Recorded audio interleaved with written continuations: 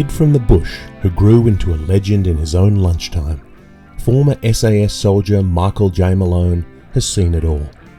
This is Never Die Wondering, Mick Malone in his own words, hosted by the man himself, Mick Malone, along with Toby Malone, as they examine this long, storied career in the Australian Special Forces. Join us each week for behind-the-scenes insight, exclusive readings, and brutally honest truths from a true original. Welcome to Never Die Wondering.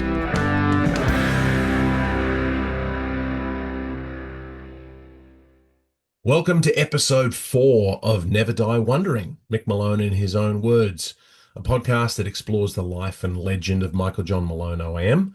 My name is Toby Malone, Mick Malone's son and co-host of this podcast series, joined by the man whose name is in the title, Mick Malone. Hi, Dad.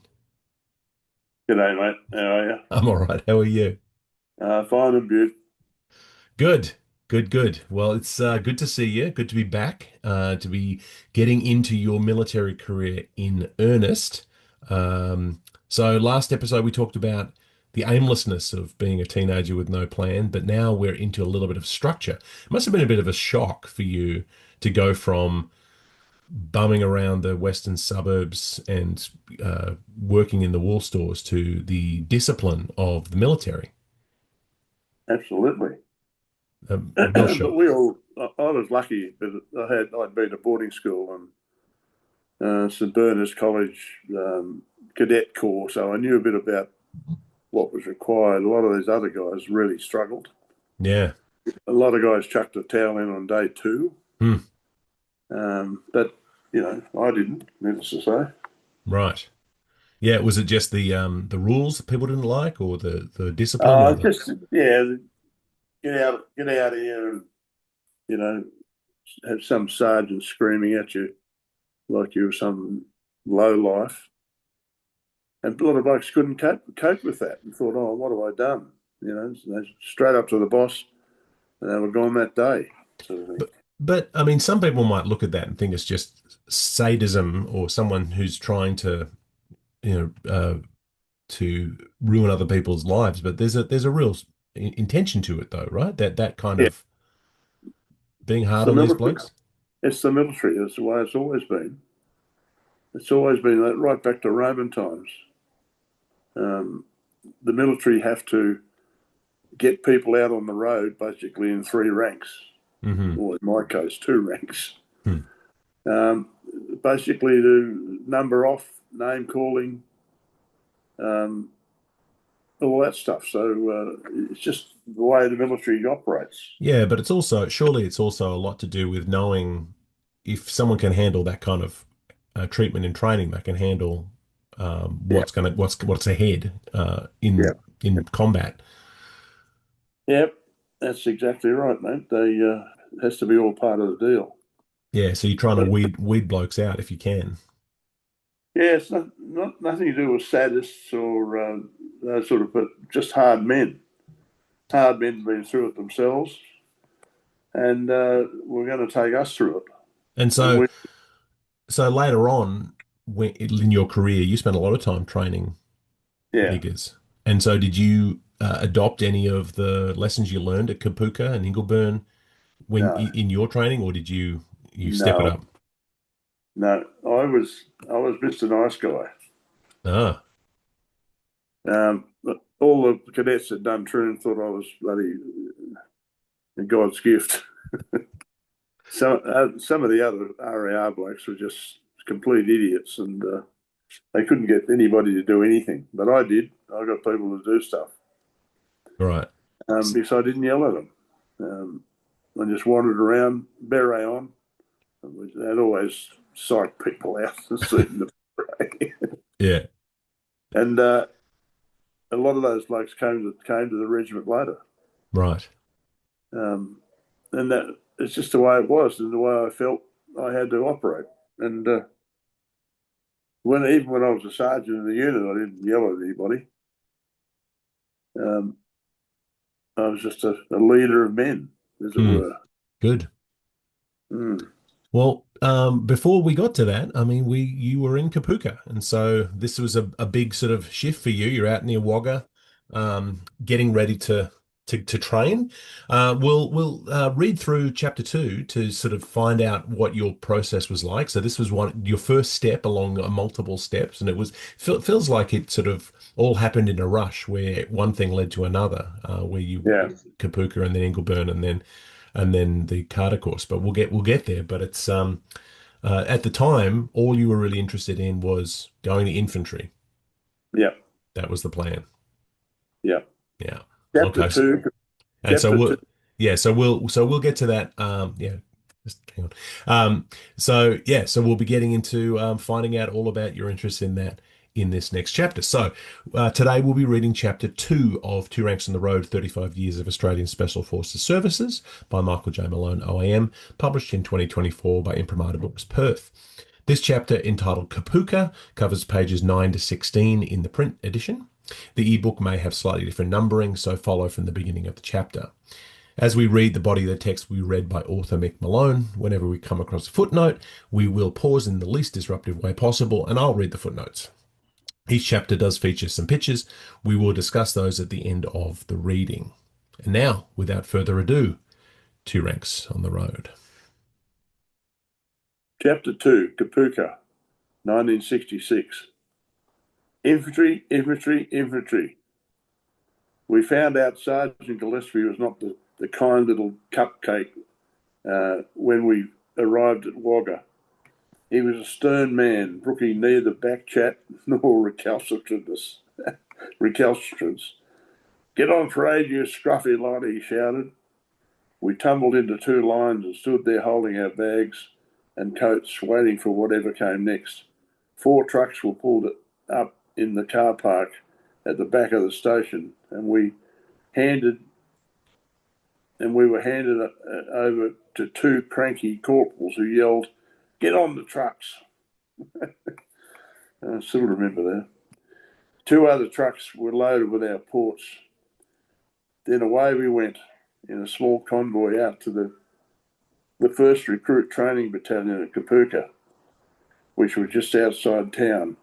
The Army owned quite a lot of land out there and had been in occupation since before World War II. Footnote. Kapooka was the scene of a great tragedy in 1945 when 26 soldiers were killed in an explosion in an engineer training facility, the cause of which is a mystery to this day. A few of us knew of this catastrophe, but it was generally unknown. It appears the instructors either didn't know the history or were forbidden to mention it. I suspect the former. The trucks pulled it into a large car park where our luggage was stacked. We jumped off and lined up in front of another fierce little sergeant with a row of gongs. He divided the group into three groups of 33 and labelled us 17, 18 and 19 platoons of Charlie Company. He pointed to a 3-story barrack block behind him and said, 17 top floor, 18 middle floor, and 19 ground floor.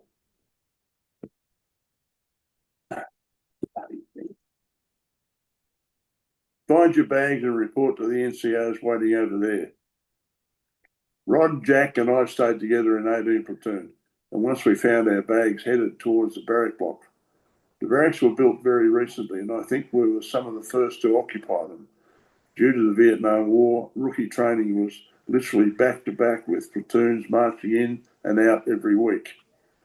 We had 6 weeks of vigorous training ahead of what was fun. What ahead of us? What fun! Jack, Rod, and I occupied the same room, four-bed room, a beautifully laid out room of 2 beds on each side of a concrete partition. Each man had a large locker, a locker's personnel, a steel bed, and with new mattress and pillows and sheets and blankets stacked on the end of it. In addition, there was a knife, fork, and spoon, KFS, and mugs on the pillow, along with a razor and a cake of soap. Before we could do anything, a voice yelled in the corridor, "Get out here, you slummocks," a word I'd never heard before. We lined up against the wall while the sergeant walked up and down, glaring at everyone. My name is Sergeant Gillen, and I am God here. You will call me Sergeant and jump to whatever task I give you. With that, he turned and left the scene with the three corporals, who were also angst-ridden. Get your reading irons and form up outside in single file. It's dinner time. We marched over to the large mess hall and lined up again, noticing how many people were already eating. Our line finally got to the serving counter, or bain marie, where surly cooks proceeded to pile mounds of food on our plates.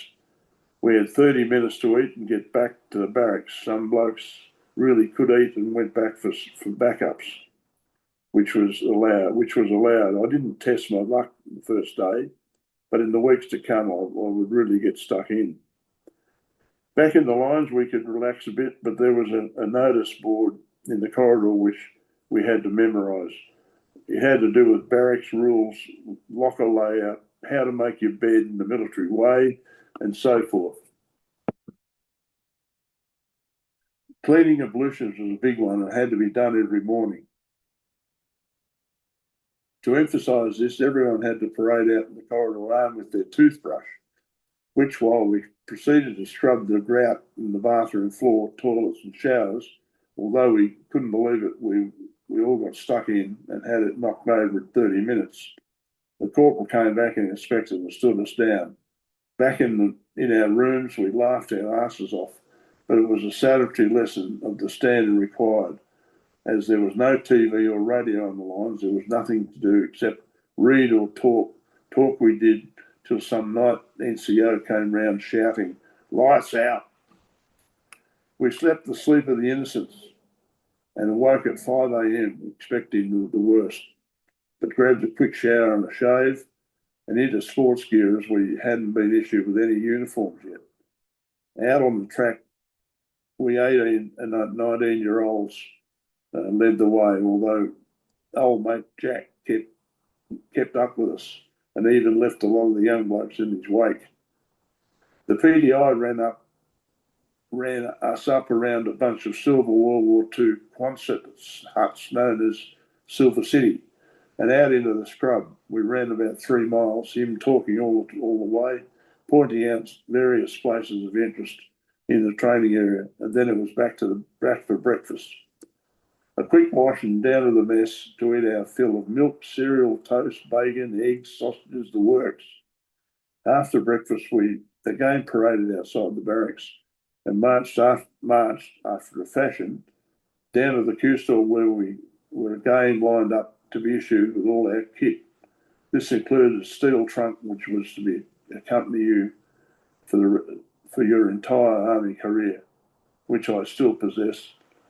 Ammunition boots, or ABs, from World War II and Korean War stocks, black gaiters, socks, stand shoes, or plimsolls as the Poms call them, underpants, green shirts and trousers, a black belt, a slouch hat and a puggaree, a khaki jumper, name tag and other things which I failed to recall.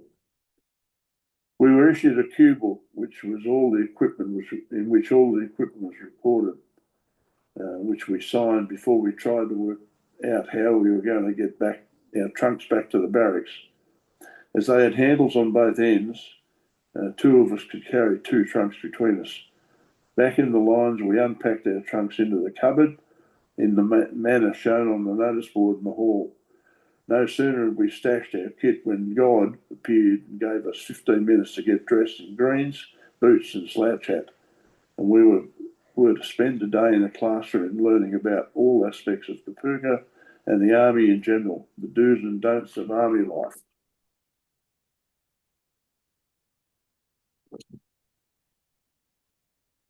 It was pointed out where the regimental aid post, the RAP, was and the canteen, which we would soon be allowed into. Couple of days, said one of the corporals. We saw the chapels, Roman Catholic, RC, Church of England, C of E, and others. We would have the church prayer on Sunday mornings where platoons would line up outside the barracks in denomination order. Catholics on the right, C of E on the left, and OPDs. Footnote, other Protestant denominations, I kid you not. To the left of the Sea of Ease, and those of no religion, Jews, Californians, and any others, would join the OPDs. We marched off to the Catholic Church, as did the Sea of Ease to their church. After Mass, we had the obligatory cup of tea and lamingtons, and then formed up again and marched back down to the lines.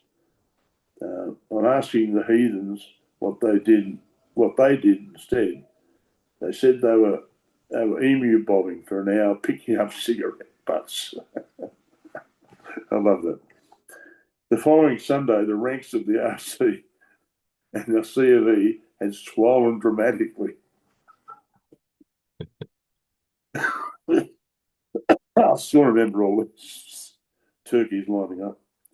After church on that first Sunday, we were again paraded and marched back down to the Q store to issue with our field gear, webbing, which included ammunition pouches, water bottle carriers, and water bottles, plus a steel mug and a fold-out handle. We were also issued a thing called a spider, which was a series of webbing straps in which to wrap your bedding. After rookie training, I never used this thing. Never Footnote. used. Footnote. It was still on my Q record when I retired nearly 3 decades later, and they wanted it back. Needless to say, I haven't seen it in forever, so I had to pay for it. A total of $11. Thieving mongrels. Also issued were things like a bush hat, clasp knife, toggle rope, prismatic compass with a pouch, and a Milbank filter bag. Footnote. Apparently designed to strain brackish water to eliminate a certain amoebic cyst, nasty in the tropics, of which none of us had ever heard. And a hexamine stove with fuel tablets on which to heat cans of food and boil water. Very useful indeed. When we got back to the barracks laden with our treasures, the platoon corporals were there to show us how it all went together. There was a set pattern, everything had its own place, and no deviation was allowed. The webbing set also had a harness with shoulder yoke and metal clips for attachments such as the aforementioned bedroll. We were also issued a 7.62mm SLR rifle, a bayonet in a scabbard, 3 20-round magazines and rifle sling.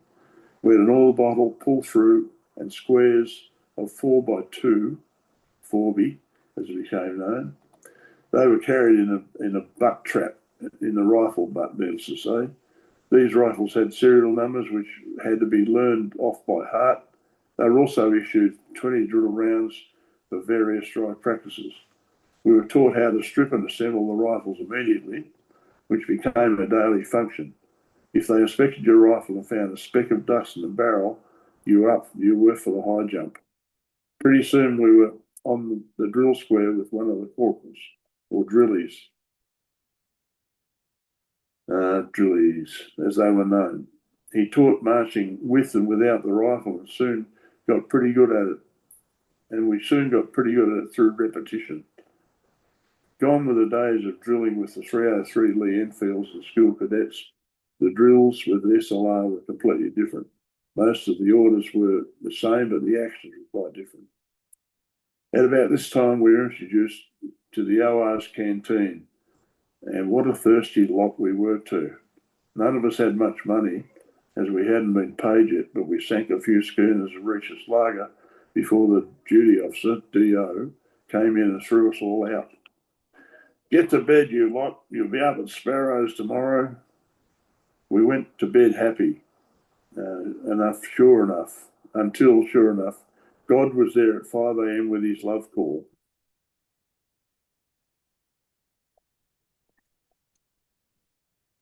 Wakey, wakey, hands off Snakey, get out of bed with your sheet over your shoulder, which we duly complied. Footnote. This was obviously a method of making sure no one Anzacked their beds, a method of just pulling the sheets and blankets up without making the bed properly. Also to catch those pissheads who may have wet the bed. Old army trick from forever ago. Yeah. Swampy.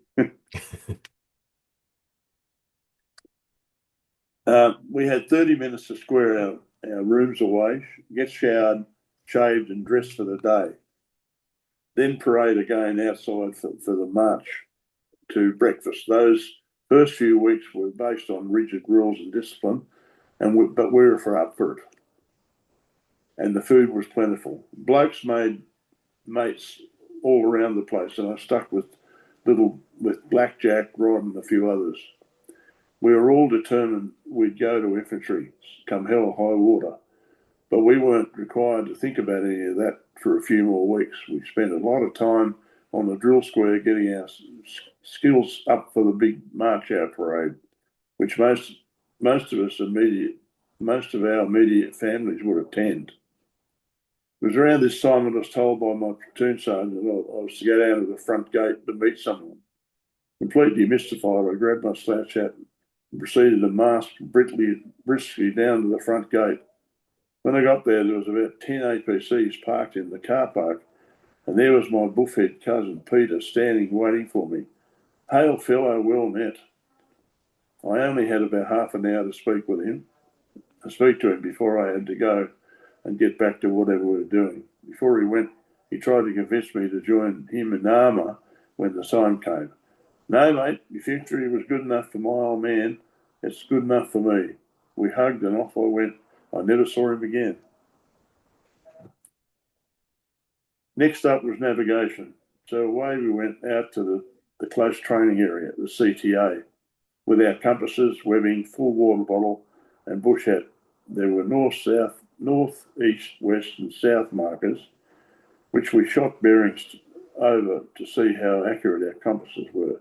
It was a doddle for those who had some time in school cadets, while others didn't know their arse from their elbow.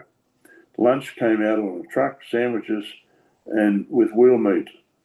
Footnote, or commonly known as Vera Lynn sandwiches, wheel meat again. Get it? Don't you love that? A big amount of army tea and other stuff. We're all very hungry, so nothing got wasted.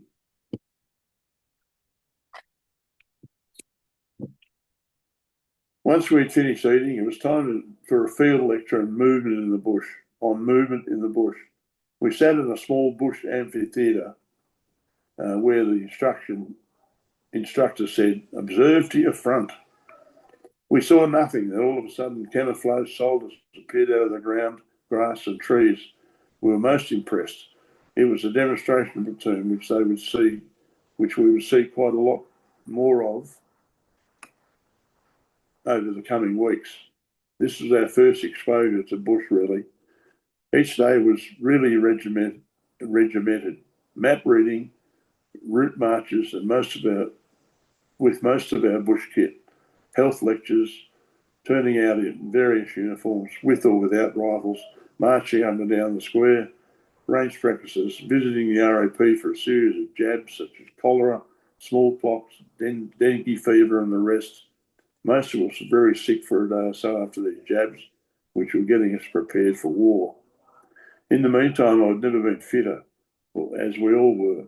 One day we were paraded to the platoon commander's office, where we had to indicate in writing what our three core preferences we had. I wrote infantry, infantry, and infantry. Although the system didn't like this smart arsery, they did nothing because they needed as many infantry volunteers as they could get. Jack and Rod also indicated infantry, and we're all going to Infantry Centre at Ingleburn together. End of chapter 2. That was chapter 2 from Two Ranks on the Road, 35 Years of Australian Special Forces Service by Michael J. Malone, as read by the author. All right, so you're underway. The military career has begun, and it sounds like you're having fun out there. There's real bonding moments. It was. It was absolute fun. It must have felt like a real throwback to boarding school. No, I did. It did. It was a piece of cake compared to boarding school, actually. Once you had mates at boarding school, you were laughing. The bullies kept away. And same with the army. You had a few bullies in the army, but, I could handle all that stuff. A real sort of easy transition from boarding school into the military, and that sort of stuck with you, really prepared you for that going forward. Yeah. It must have just felt like a big a big fun camp in many ways, with a little bit more extra discipline thrown in, and then it just escalated over the next few steps you were Mm. going through. Why was infantry so important to you? Because of my father. But you and your father were never really seeing eye to eye. I What? know. I knew a fair bit about his history.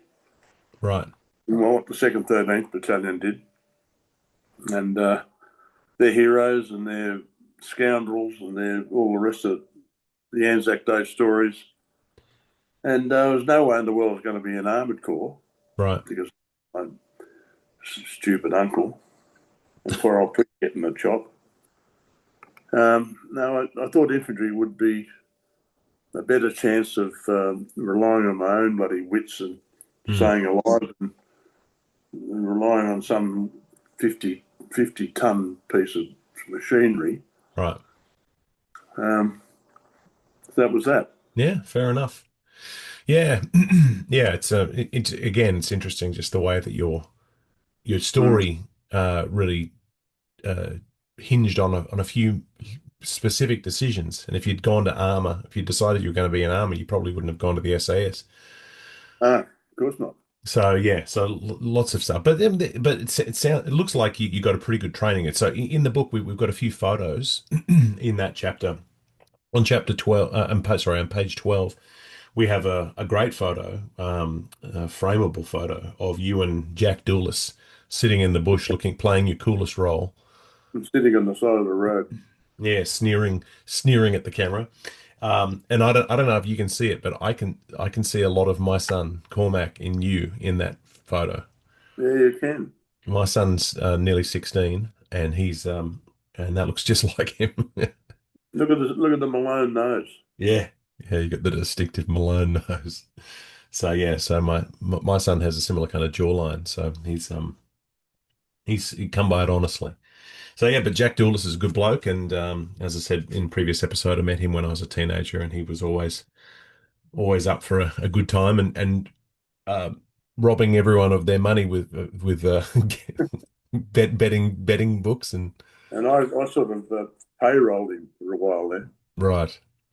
And then on page 15, we have a picture of Peter Anthony Malone, who was your great friend and cousin, same age as you, and who died in 1969 Yeah.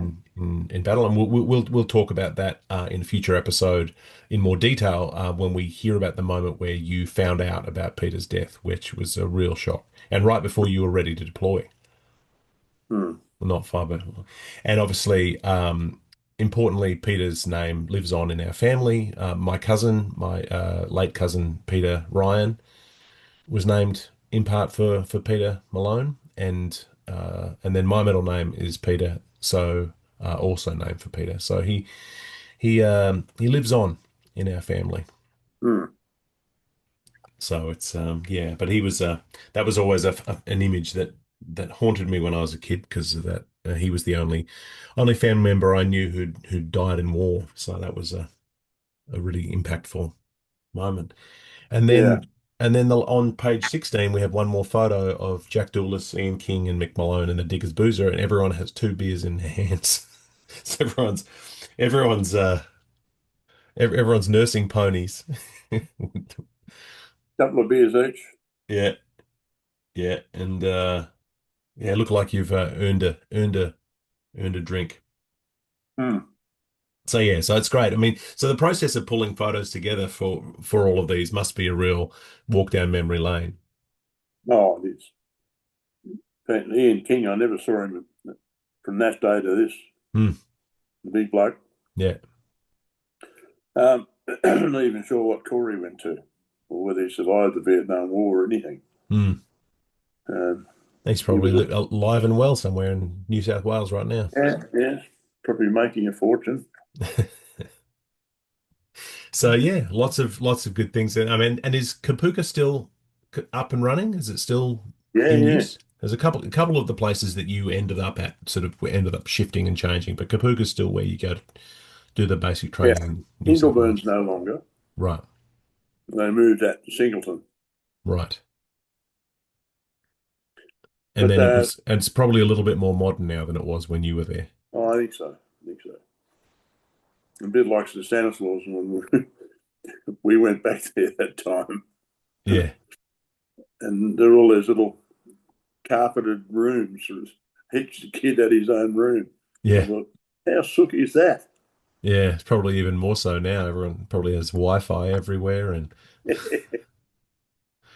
yeah, things change.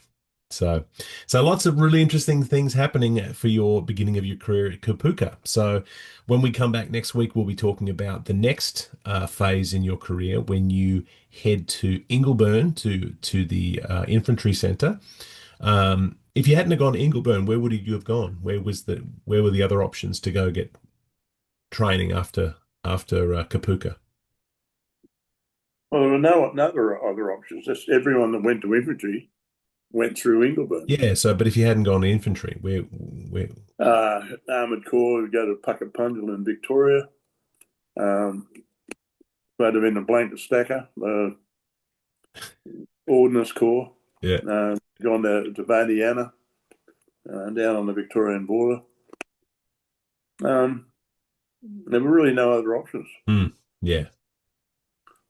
Well, we'll hear all about your time at Ingleburn next week. So, yeah, lots of really interesting things there today. So, well, that is all the time we have this week for Never Die Wondering. Join us next week for the next installment in our exploration of Mick Malone's career as we get into the third chapter of the book itself, entitled Ingleburn. If you have a copy of Two Ranks, read along with us. I've been Toby Malone, and thank you to Mick Malone for excitedly joining me on this journey. My pleasure. This has been Never Die Wondering, Mick Malone in his own words. For links to purchase your own copies of Mick's books, visit the show notes or mickmalone.com.au. This podcast is produced by Toby Malone, Joe Malone and Mick Malone, and engineered by Toby Malone. Theme music is The Happy Wanderer, the official SAS march, as reimagined by Cormac Malone and Meg Logue Malone. Yes, this is a family affair. This is a GM production in association with Imprimatur Books.